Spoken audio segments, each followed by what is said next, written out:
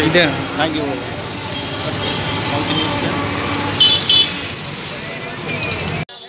मैं auto welfare association का कार्यवाहक अध्यक्ष हूँ नौशाद अली।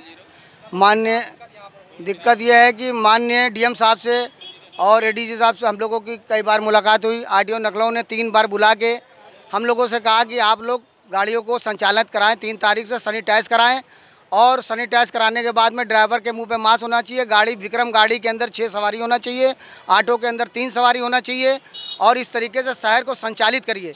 हमारी यूनियन सरकार का पूरा सहयोग कर रही है इस वजह से, और हम अपने ही पैसे से कुछ सैनिटाइज मशीनें लाए हैं जो हमने स्टैंड टू स्टैंड सैनिटाइज मशीनें पहुंचाई हैं, कुछ आरटीओ द्वारा दी गई हमको।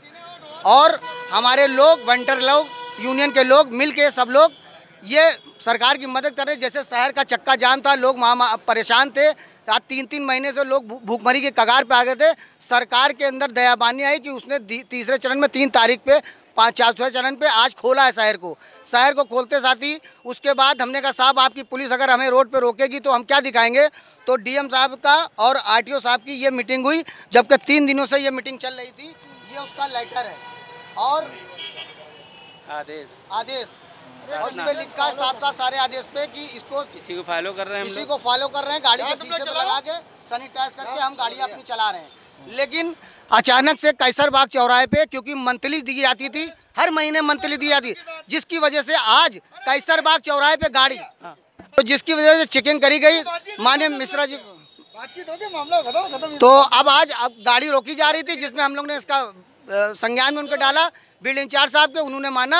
अब वो कह रहे हैं हाँ गाड़ी चलाइए, हमें कोई दिक्कत नहीं, आदेश दिखा दीजिए, पेपर लेके चलेंगे, आदेश दिखा दीजिए, बस निर्देश तय हुए, जो निर्देश तय उस निर्देश पे चले। मान लिया बिल्ड इंचार्ज साहब ने, मिश्रा जी ने कहा कि आप लोग पेपर लेके चले, और हमें आदेश दिखा दिया, क्योंकि आदेश अब तक उनको दिखाई नहीं गए थे, जिसकी वजह से वो रोक रहे थे गाड़ियाँ।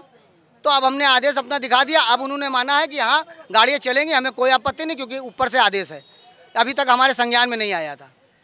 कोई दिक्कत हुई तो आगे क्या कार्रवाई? अगर कोई दिक्कत होती है तो इसके लिए उच्च अधिकारियों से हम बात करेंगे, है ना।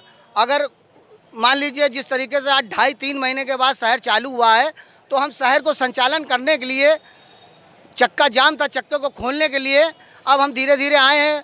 कुछ अधिकारियों को भी जानकारी कायदे से नहीं है, उनको भी हो जाएगी। 1-2 दिन की दिक्कतें तो आएंगी हमारे आगे।